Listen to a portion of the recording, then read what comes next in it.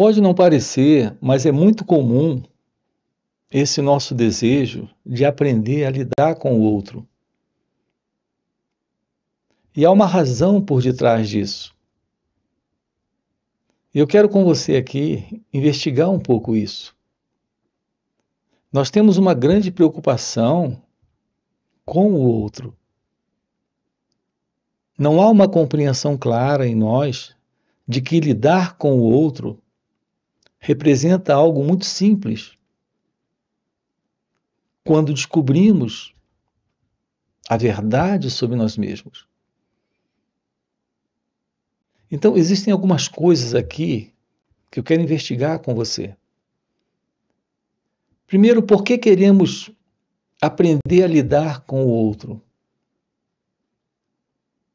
Nós temos aqui uma playlist que é um assunto de grande preocupação para a maioria das pessoas, para a maior parte das pessoas, que envolve exatamente essa questão de lidar com o outro. Nós temos aqui uma pergunta, e a pergunta é: como lidar com o ego ferido? Primeiro, por que fazemos essa pergunta? Como lidar com o ego ferido? É curioso isso. O outro nos causa problemas. O outro nos causa prejuízos. O outro não me entende. O outro não me aceita. O outro se magoa comigo. Facilmente fica com raiva de mim, triste comigo. Então, a nossa ideia é que o problema na vida não é aquilo que eu sou, não é aquilo que eu represento no contexto das relações, mas aquilo que o outro é, aquilo que ele representa nesse contato comigo. Eu tenho de mim uma ideia, eu tenho de mim uma construção mental, eu tenho de mim uma imagem. A nossa vida de relações, elas não são reais porque elas se assentam em meros relacionamentos entre imagens. Eu tenho uma ideia sobre mim, mas ele ou ela também tem uma ideia lá. Ela tem uma ideia sobre ela, ele tem uma ideia sobre ele, assim como eu tenho uma ideia sobre mim. Os nossos contatos se assentam nessas ideias. Assim são os nossos relacionamentos. Nós não sabemos a verdade da relação. Eu quero tocar nisso aqui com você. O que será a verdade da relação? Mas, antes de tudo, por que essa preocupação com ele ou ela? Por que me preocupo que ela esteja ferida, magoada, com raiva, ofendida, se sentindo assim nesse contato comigo? Porque, basicamente, eu já descobri o prejuízo que isso me causa. Não é porque há uma compreensão, não é porque há uma clara ciência da beleza de uma vida sem conflito, sem desordem, sem confusão, sem sofrimento. É porque, na verdade, esse sentido do eu, ele vive sempre nesse autocentramento, interessado nele mesmo. E ele não quer ter prejuízos. Essa é a minha preocupação com o outro. Aqui juntos, nós estamos descortinando isso. Os assuntos que nós abordamos aqui com você no canal e também em encontros online e presenciais, tem por propósito descobrirmos a verdade sobre nós mesmos. Esse aspecto da verdade sobre nós mesmos e também a realidade daquilo que realmente nós somos, da verdade sobre nós. Esse aspecto da verdade, daquilo que nós somos, dentro desse contexto de relacionamentos, é a visão particular de um centro. Eu tenho uma visão particular de quem eu sou. Essa é a autoimagem. Essa autoimagem, ela está dentro de um centro.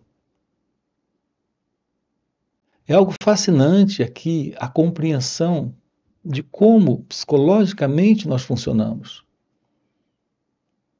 Daí a beleza desta compreensão de todo esse movimento interno, que é o movimento da mente em nós, que é o movimento desta consciência, que é a consciência do eu. Ao investigarmos isso, iremos descobrir que nós estamos vivendo dentro de um padrão, dentro de um comportamento onde esta mente presente em nós é uma mente que está dentro de um movimento de repetição mecânico, de continuidade. Nós estamos repetindo todos os padrões da cultura, da sociedade, todos os valores que nós recebemos dos nossos antepassados, daqueles que chegaram aqui antes de nós. Assim, o nosso comportamento são comportamento dos nossos ascendentes.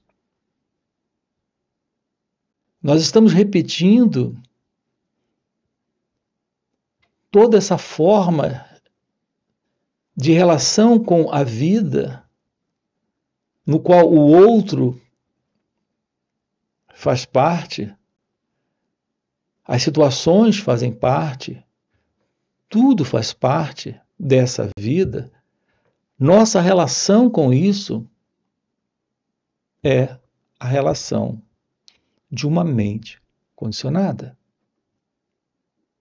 Nós temos uma mente condicionada. Descobrir a verdade sobre isso é tomar ciência da verdade sobre nós mesmos, disso que somos, nesse contexto. Então fica claro que estamos operando, agindo, atuando a partir de um centro. Esse centro, ele está estabelecido em nós pela memória. A base desse centro são lembranças de experiências passadas. Essas experiências passadas são experiências para nós, para esse mim, para esse eu. Esse eu é o experimentador dessas experiências. Esse centro de recordação, de memória, ele tem dado a si mesmo esse pronome, que é o pronome eu. Aqui a palavra pessoa se refere a esse eu. Quando você diz fulano é uma boa pessoa, você está dizendo eu gosto do jeito dele. comportamento dele comigo é agradável, ele passa para mim uma boa imagem. Sim, porque a pessoa ela é constituída de uma imagem, a imagem que ela tem sobre ela mesma.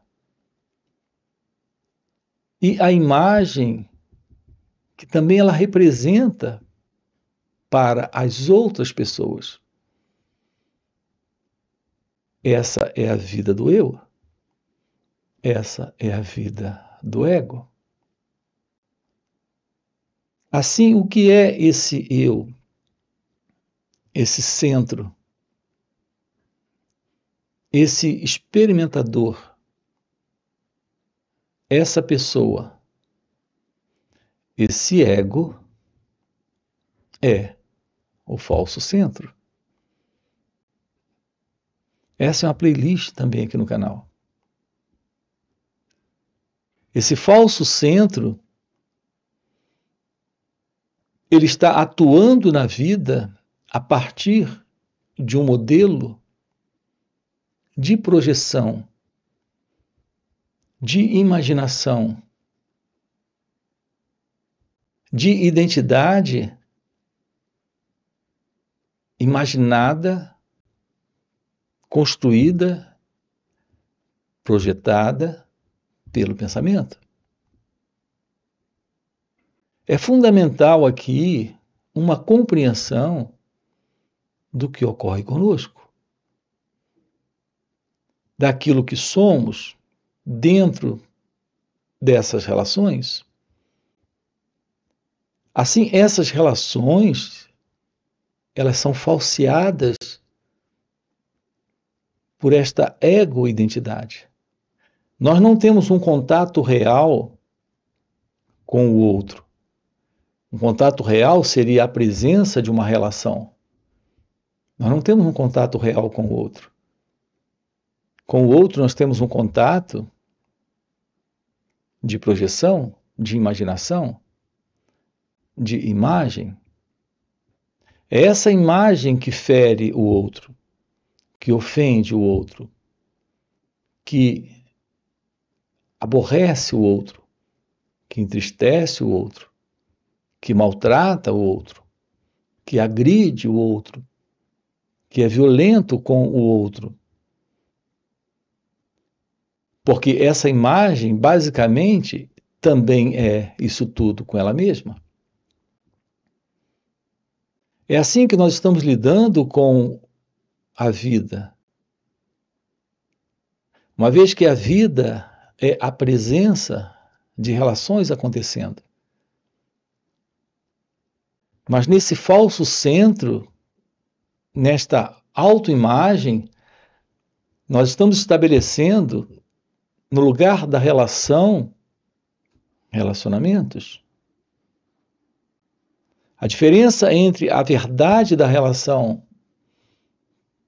para esta condição de relacionamentos, que é como estamos vivendo nossas vidas, é porque nós estamos dentro de um movimento no eu, egocêntrico. Toda a nossa atividade é egóica. O que você pensa sobre as pessoas se assenta no modelo do passado, de suas conclusões, avaliações, crenças, opiniões. Você convive com o marido, mas o marido é para você alguém? Você gosta, você ama, você aprecia, você cuida, mas está lidando apenas com uma ideia dele. Você ama a sua esposa, mas você está lidando com uma ideia sobre ela. Nós não nos conhecemos uns aos outros. Nós não nos conhecemos em nós mesmos. Aqui a verdade da revelação divina, da revelação de Deus, para o fim desta condição de viver ferindo o outro, magoado com o outro, sendo ofendido também pelo outro, sendo ferido também pelo outro. O fim desta condição psicológica de dependência, de medo, de violência, de imaginação, de projeção do pensamento dentro das relações, o que são, no caso, relacionamentos. O fim para isso requer a presença divina. Podemos ter um encontro com o outro sem a imagem que eu tenho sobre quem eu sou e sem a imagem que eu tenho sobre ele? Isso requer a presença da verdade, a presença do amor, a presença da inteligência. A beleza da vida, onde há esta qualidade de visão, é que está presente a compreensão.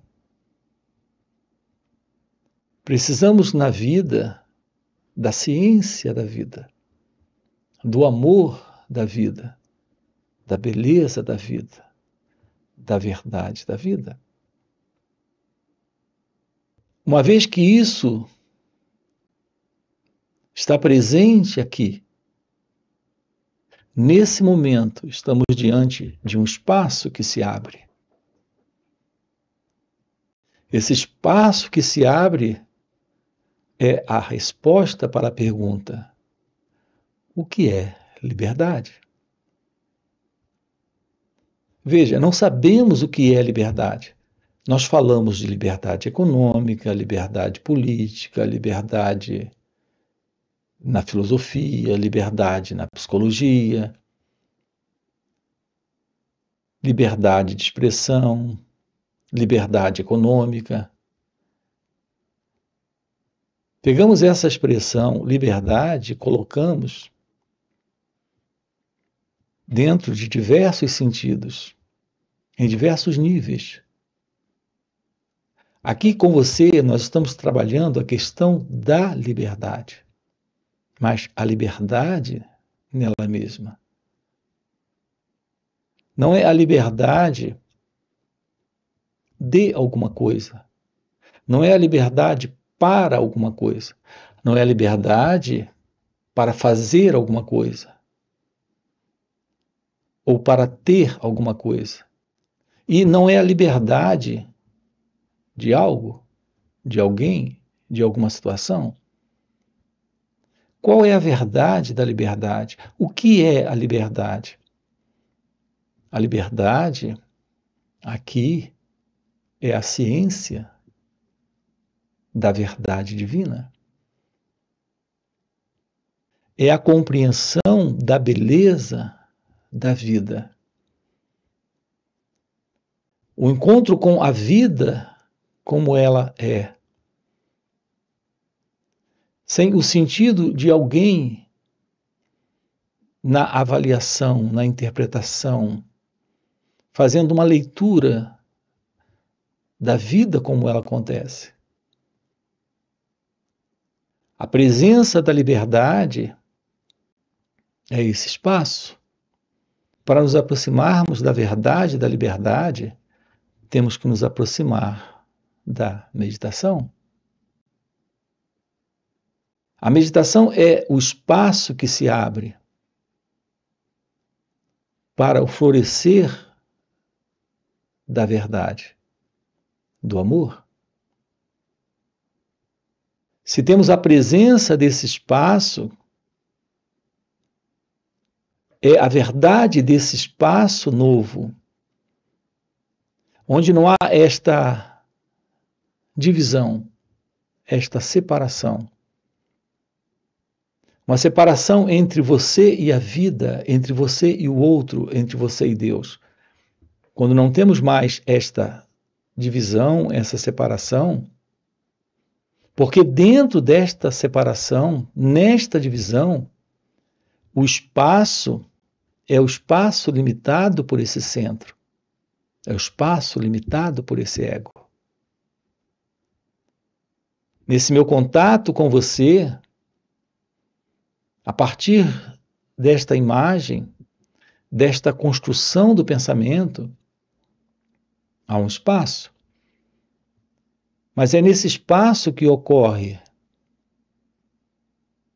a presença da confusão, da desordem, do sofrimento, da mágoa, do ressentimento, do medo, de toda forma de comportamento egocêntrico dentro desta relação. Esse é um espaço limitado. Limitado porque é um espaço que gira em torno desse centro, que é esse centro falso. Enquanto esse centro estiver presente, haverá um espaço. Esse espaço é o espaço limitado desta relação entre imagens. Na vida, é a presença do espaço que nos dá liberdade. Sem espaço, não temos liberdade. Observe a importância da liberdade. É a presença do espaço, a presença da liberdade. Nós precisamos de espaço, mas não desse espaço a partir desse centro. Aqui nós temos esclarecido para você a verdade da meditação, a ciência da meditação.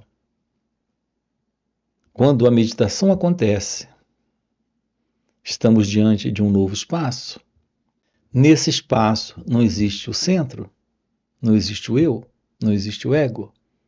Algo está presente e esse algo não faz parte do conhecido, não faz parte da mente, não faz parte do pensamento. E isso que está presente nesse espaço. É, na realidade, esse espaço. Se revela algo fora do conhecido. Assim, quando temos a presença do espaço, temos essa liberdade. E essa beleza floresce. A beleza de Deus, a beleza do amor, a beleza da verdade. A revelação do seu ser é a revelação desta liberdade. Se o amor está presente, aquilo que temos nesse contexto de contato com o outro, com a vida, com nós mesmos, é a real relação, a beleza da relação. A beleza da relação é a presença da comunhão, é a presença do amor, é a presença da liberdade. Isso está nesse espaço, sem o centro. Enquanto houver essa ideia de alguém no contato com o outro, nós temos a presença da ilusão.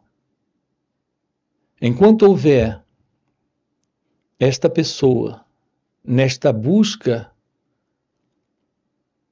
ou nesse padrão de comportamento, de relacionamento com o outro, esta é a presença do modelo do pensamento.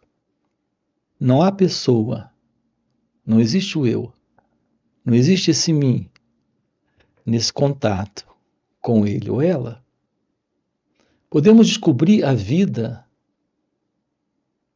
onde esse sentido do eu, onde esta autoimagem, onde esta valorização de opiniões, julgamentos, crenças, ideias, conceitos, Isso é algo típico da pessoa. Podemos viver a vida sem isso? Em um contato com o momento presente, com aquilo que ele ou ela é, sem a ideia do que ela deveria ser, ou poderia ser, ou deveria ter sido. Para mim, quando temos o fim da construção do pensamento, de todo esse conjunto de memórias, de lembranças, que dá formação a esse experimentador, que nesse contato com o momento presente está sempre extraindo desse momento algo para si mesmo. Esse é exatamente o movimento do eu, sustentando sua autoimagem, se firmando sempre dentro de novas experiências e fortalecendo esse experimentador. O contato com esse instante livre desse experimentador é um contato livre desta autoimagem. É quando esse mim, esse pensador, não está mais presente. Assim, qual é a verdade da relação com ele ou ela? É o encontro com a realidade divina. É o encontro com a realidade deste ser. Assim como os seres humanos, nós podemos ter esse contato nesse nível. Não é o contato entre duas imagens, não é o contato nesta ideia de pessoa. É um contato entre seres humanos, onde está presente esta realidade divina. Então, esse encontro com o outro, sem o sentido do eu, sem o sentido do ego, é o encontro com a realidade de Deus. Esta forma de apresentação de ser humano é uma coisa. A imagem, a ideia, a crença de uma pessoa dentro das relações é algo completamente diferente. Portanto, qual é a realidade deste florescer de Deus? Qual é a realidade desta liberdade psicológica? É a liberdade de uma vida livre deste centro. Essa é a liberdade psicológica. Nós precisamos desta liberdade. Não é a liberdade do conceito, da crença. Não é a liberdade na teoria, nas palavras. É a liberdade. É a presença desse espaço. É a presença desse amor. Assim, internamente, psicologicamente, todo esse sentido do eu se foi. Não está mais. Essa é a verdade da liberdade psicológica. Algo que está presente aqui, fora desta mente egóica, desta consciência do eu. Eu tenho dito que nós temos na vida a possibilidade de uma mente livre, de uma mente nova. A expressão mente livre, mente nova, é para esse estado indescritível que na realidade está fora daquilo que nós conhecemos como sendo a mente. É algo completamente diferente daquilo que o pensamento possa identificar, possa se aproximar pela ideia, pela imaginação, pela crença. Esta ciência deste ser é a verdade desta real consciência, desta divina consciência, desse estado livre do pensador, do experimentador desta autoimagem. É isso que estamos com você aqui, aprofundando nesses encontros. Nos finais de semana nós temos encontros online. São 2 dias juntos. Você tem aqui na descrição do vídeo o nosso link do WhatsApp para participar desses encontros online nos finais de semana. Fora esses encontros, temos encontros presenciais e também retiros.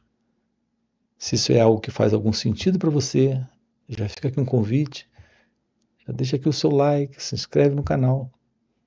Coloca aqui no comentário, sim, isso faz sentido, ok? E a gente se vê. Valeu pelo encontro e até a próxima. É só um estado? Então, aprender a arte de olhar sem o observador, sentir sem aquele que sente,